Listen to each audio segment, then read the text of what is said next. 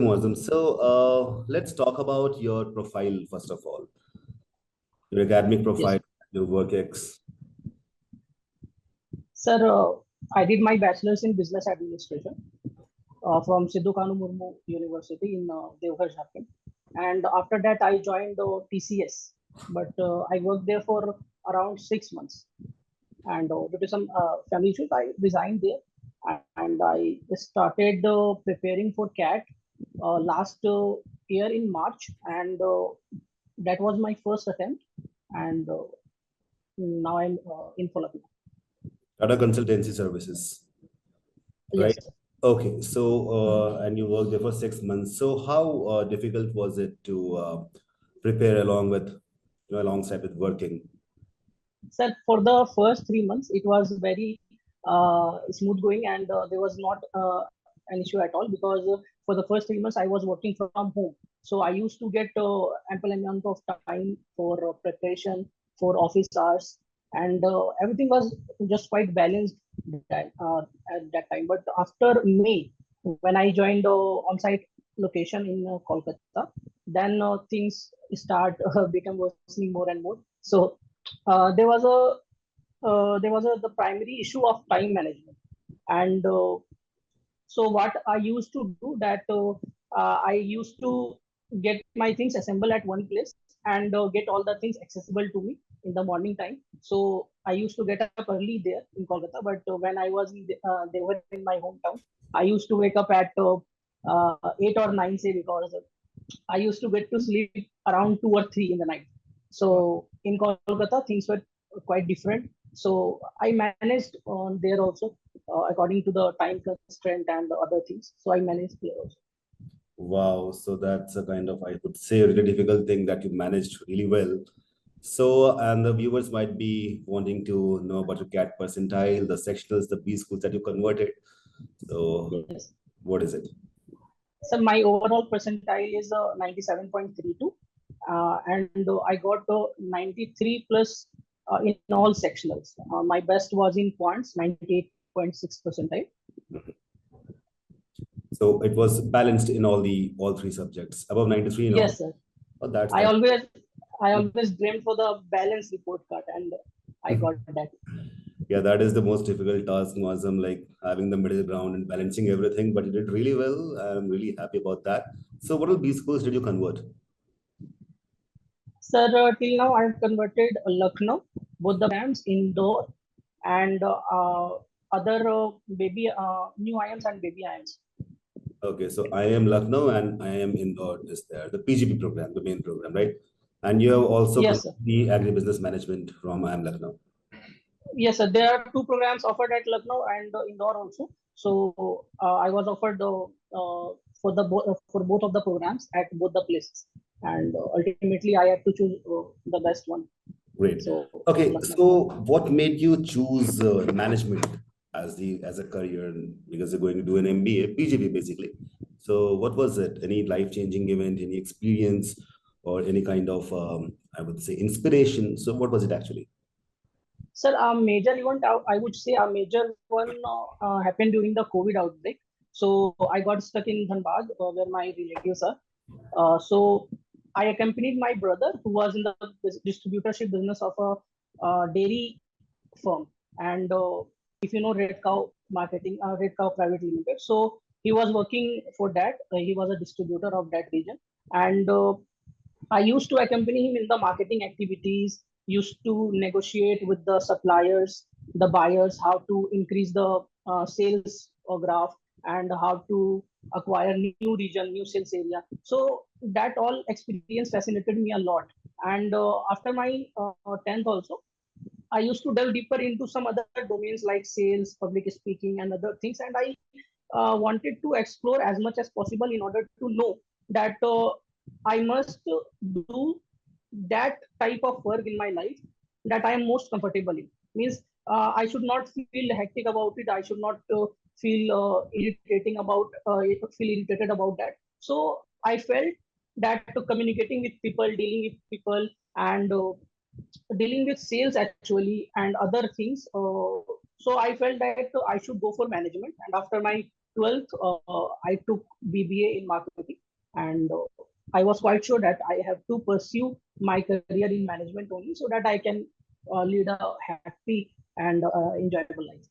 Wow. There's a saying there's a saying, very famous saying, people kind of, quote that quite often. And it's like, when you do what you really love, you don't have to work for a single day in your life. So it's Yes. very much like that. That's really interesting. Oh, so tell me about your preparation. Like, you started preparing for CAT. So how was it all about? The institutes you joined, the facilities they provided, and how did they help you in achieving your dream? So first of all, I would like to add one thing here because I haven't shared this thing with anyone till now. So the place that I belong to, Devghar, which is the cultural capital city of Jharkhand, Mhm. till this date, there is not a single institute which is providing CAT coaching in this city, in my city. So I had only online options, online coaching institutes. So I used to Google only that which are the best institutes to look for if you are preparing for CAT. And through some Quora post and discussions, I got to know about iQuanta, and I just accompanied the public group and I joined there, uh, observed the peer group culture and The Facebook took public some. group, the Facebook public group you're talking about? Yeah, I first joined the Facebook public group, and then after I used to see that how questions, how different mocks are all different students are preparing, and how are they going with with their journey. And the there were other options as well, but at last and finally I chose iQuanta because I felt that this would be the most suitable ideal option for me, as it gave me the flexibility to join classes anytime in the day and prepare with the teachers and get the support of your peer group.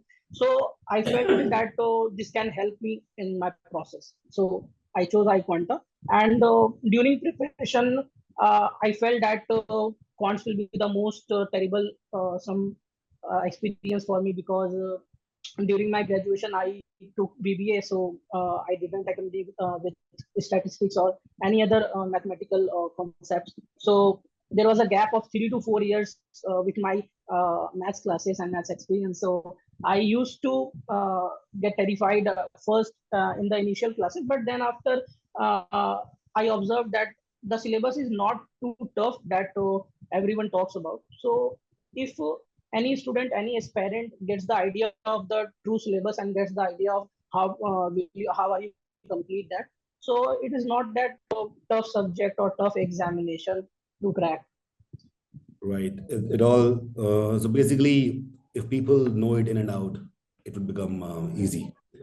So the major thing is people Yes. are scared of CAT. That's what even I have felt as a mentor. People think, okay, CAT is some kind of taboo, and once they start preparing for it, they come in sync with it. That's great. And tell me, like, when you're preparing for CAT, how was a day like? One single day in your doing your CAT prep journey. Sir, there are two aspects to it.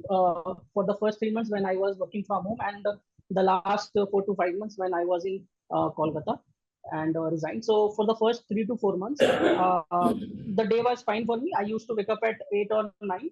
Uh, used to get freshen up, and do my morning exercise and all. And I used to sit from 9 to 10 or 10:30 a.m. in the morning, and I used to start my day with reading articles or some other stuff that I like reading.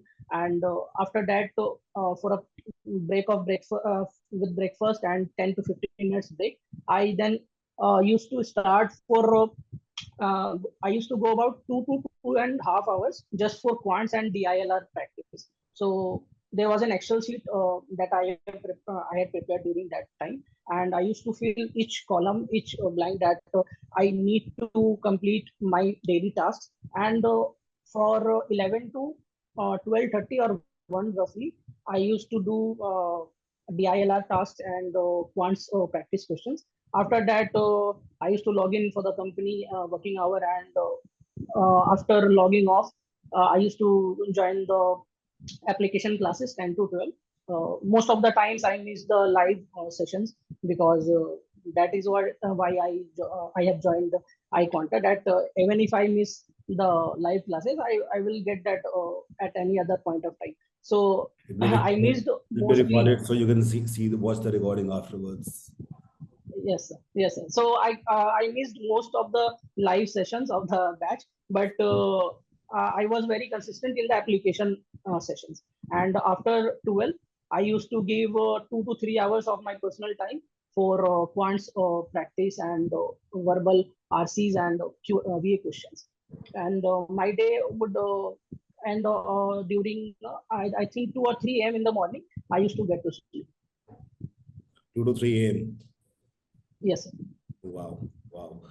I was more comfortable in doing the QA questions in the night, so I used to take that time for QA questions especially. Okay. Was it like the anxiety and the stress that might have come upon you? So how do you deal with that?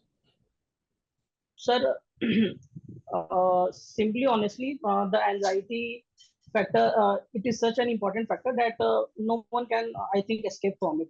And my mantra, my rule is very simple that if you are satisfied with your preparation, if you are satisfied with your journey of CAT preparation, so you know that you have dealt with enough of things, and you must have a backup plan also because people generally get into depression and all because they don't used to get a write a backup plan.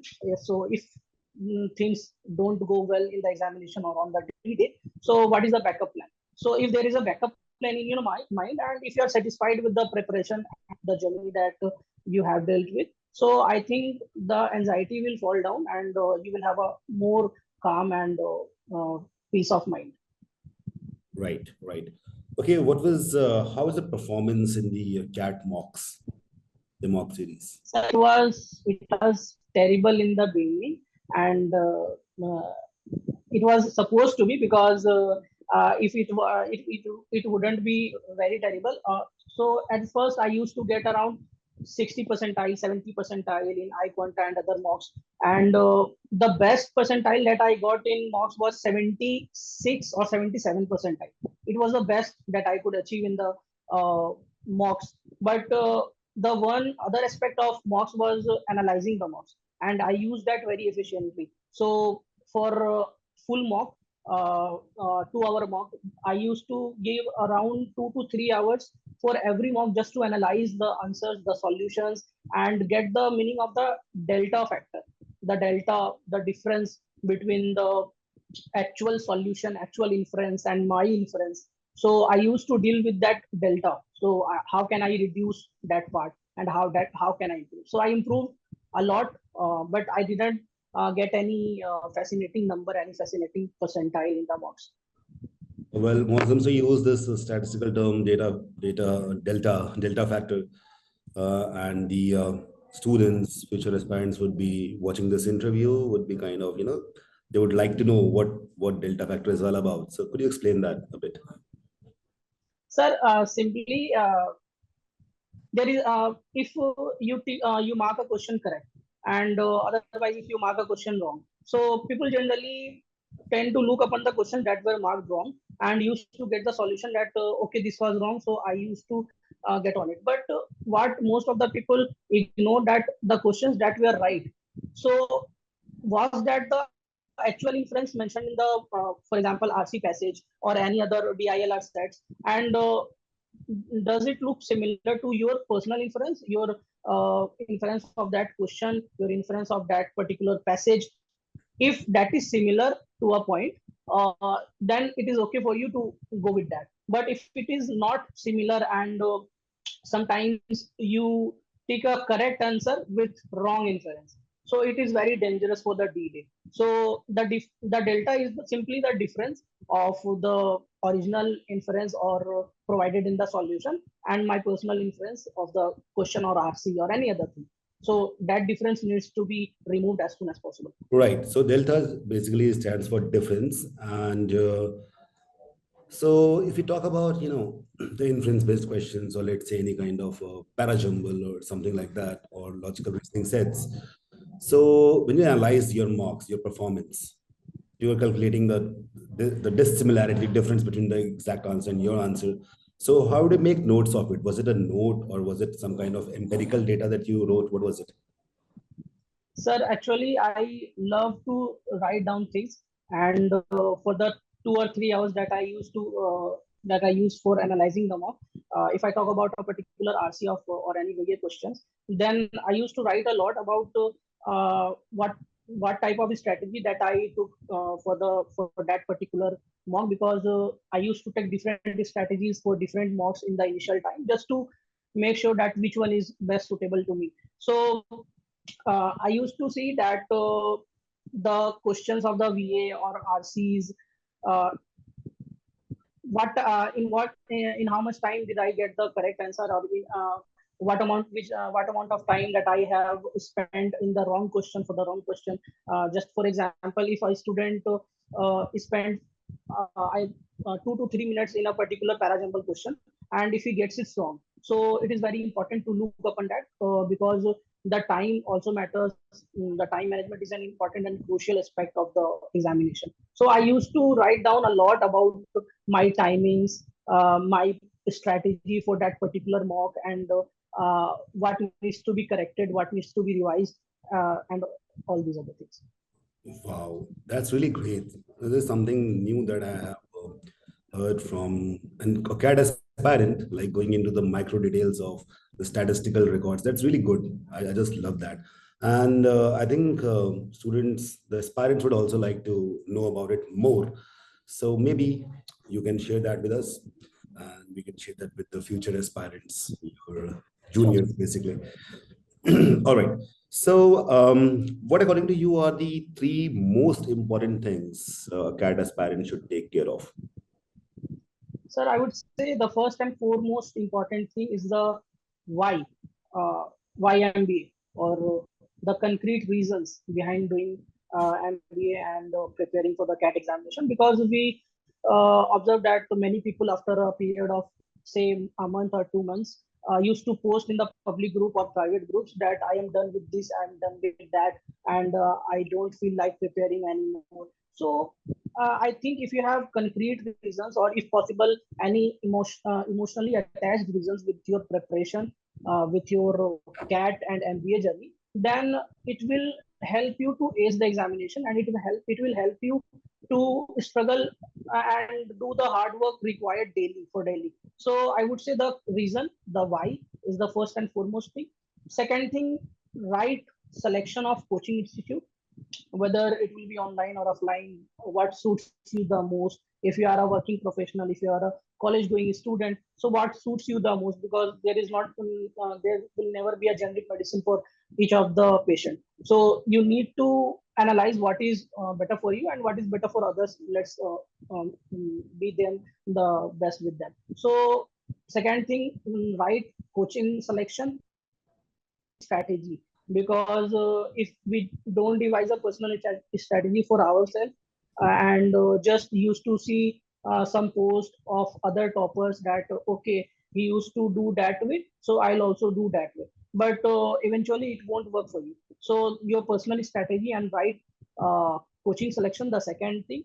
And the third most important thing, I would say, to stress upon a concept called meaningful disengagement, because this is a very important aspect of preparation. People usually focus on what to do, what we have to get a good percentile, but what they lack is the factor of what not to do. So it is equally as important as what to do. So I would say meaningful disengagement is simply to disengage yourself with any of the things, any of the activities, whether it be streaming, gaming, bike riding, any addiction of alcohol, drugs, anything, or any personal life thing that stops you or become a roadblock in your journey. So you need to disengage yourself at least for 6 months in your preparation time to get a better life, to get a better career. You need to disengage yourself from all of these activities. Right. So I'll just reiterate it. In fact, I was teaching one RC and something like this actually appeared over there that it's more important to know what not to do than what to do. So it's really, really beautiful. You have got some real, kind of very clear, crystal clear ideas, and you know the things that you want to do. And seriously, Mouzzam, this is uh, really a fun interview, and you are actually giving a lot to Thank future aspirants. After that, the final selection stage came in which there was GDPI and VAT stage. In IIMs, they don't have GD. So, what were the kind of questions that were asked to you, and how challenging were they? How fun was the interview? Was it stressing, or what actually happened over there? So, sir, I'll talk about my Lucknow experience Mhm. because it was the best interview that I had. And the interview went for about 30 to 35 minutes. All other interviews which I had seen, or the other B school interviews of mine went about for 10 to 15 minutes. But that this one interview went for about 30 to 35 minutes, and it was a very interactive session, or I would say that was a more of a conversation than a question and answer round, because what we generally see that we are preparing for the question and answer round in an interview, that someone will throw questions and we will give them the answers. But it was more of a conversation, and the questions revolved around my academics. Since I did my BBA in marketing, so they used to they asked about 4 P's, 7 P's, 4 C's in famous in marketing, famous concept Right. about BCG metrics, and my college details, my father's profession. So the interview went for quite a good time, and the interviewer were very keen and interesting to know more about me, because uh, that one concept that I used in that interview that I would like to share with everyone, that I was able to drive that interview according to myself. Because, Mhm. for example, they asked me a question on what do you understand by the 7 P's. Right. So during the answer, I purposely added about BCG metrics. I gave them some hint about it, Boston and Consulting Group. That's the matrix. yeah, yeah, Boston BCG metrics, stars, cows, and cash cows, and question marks. That thing. dogs. Yeah. Dogs. Right. So so I knew that if I gave this term include this term in my answer, so the next question will be about it. Definitely, we And I are we're asking on that. Yes, that is the best way to drive in the interview. One way. Yeah, yeah. You can continue. Yes. so I was very well prepared with the answer, because it was uh, very well known to me. So I think 10 to 15 minutes we only spoke about the BCG metrics. So that what do you understand by the market growth? What do you understand by the market share? What will you say for a market that is very stagnant? And can we see deflection or any situation in which market share changes? So we talked about Reliance 4G strategy and other important things. The other luxurious brands like LP, BMW, what type of marketing strategy do they devise in the organization? So it was a very interactive session. Great. So basically, a student from an aspirant, basically from different background, he can be an engineer or maybe a doctor. So accordingly, they can just create conditions so that the interviewer asks the things that you actually know, and that is the best way to kind of going to an interview. That's really good. By the way, apart from CAT, what are other exams did you appear for, and how important do you think they are? The other management tests. Sir, I appeared for CAT and ZAT only, and I didn't get good marks in ZAT. I got around 90 percentile in ZAT, because on the very day of examination, I fell sick, and I was not able to perform well. I was even not comfortable in sitting on the chair, because I used to get up and go to the washroom, just wash my face, because I was not very comfortable. So it was not a good day from the exam point of view. So I appeared for CAT and ZAT. But I would say to all the students that they must appear for at least 2 or 3 examinations that they feel will be best suitable to them. Because for uh, for an aspirant, it is not always possible that you will give a better and better performance on the D day only, because it can happen with anyone. I have many friends that were very good in preparation in the classes, but they were not able to perform well on the DD. So you should have some options where you can perform in other examinations as well, get some other good colleges for different streams and can choose. So having options is always better. Exactly. So, this kind of brings into mind a very important aspect of CAT journey, that people should take care of their health really well. Because even if they prepared for the entire year and they fall sick on the D-Day, that can hamper the entire process. This is very important actually, to keep good care of your health. So sleep early, like proper duration of sleep and eating healthy food and all that stuff is very much important. And even the spiritual part of it, that you Yeah. be meditating or doing stress relieving exercises. Did you do that, Mouzzam? Yes, sir. I think physical diet, mental diet is over physical diet for me, and it is more important for me than my physical diet, because I can lose weight if I want to lose weight. I can lose weight in a month, in 2 months, say. But I can't change the mental prospect of mind. I can't change the mental attitude in a day or in 2 days or in just a quick moment. So I think that taking care of your mental peace, taking care of your mental health is the utmost important thing for any aspirant, any candidate, any student in any point of time, not just for the CAT preparation or just for any examination. After CAT, Right. there are other important things to do. For example, we were preparing for the interviews. Now we will going to join college and will Right.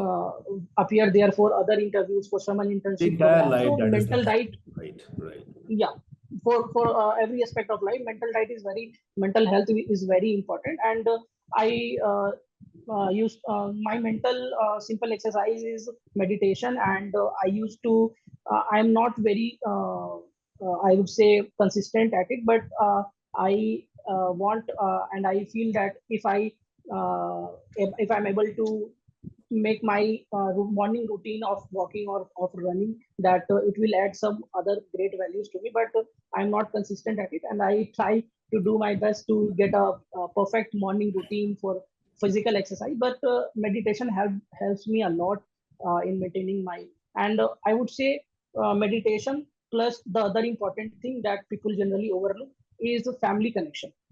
if Mm. you have if you have a very well established connection with any of the family members, any of your friends, or anyone in your public sphere life, so you will not feel mentally alienated in any phase, at any moment in your life. So I feel that playing with children in your home, or having a very casual and informal talk with your parents, so it will help you in stressful times. It will after a stressful day, after a stressful and rigorous practice all the day, you will feel very comfortable at the end if you have someone in your family, your parents, be it your parents or brother or sister or anyone that you feel comfortable in talking with. So having a conversation with your family members, I feel that it works like a medicine for the mental Yes, yes. part. So family connection is very much important. And this reminds me of a quote by Marlon Brando in the movie Godfather: "A man is not a man if he doesn't have a family."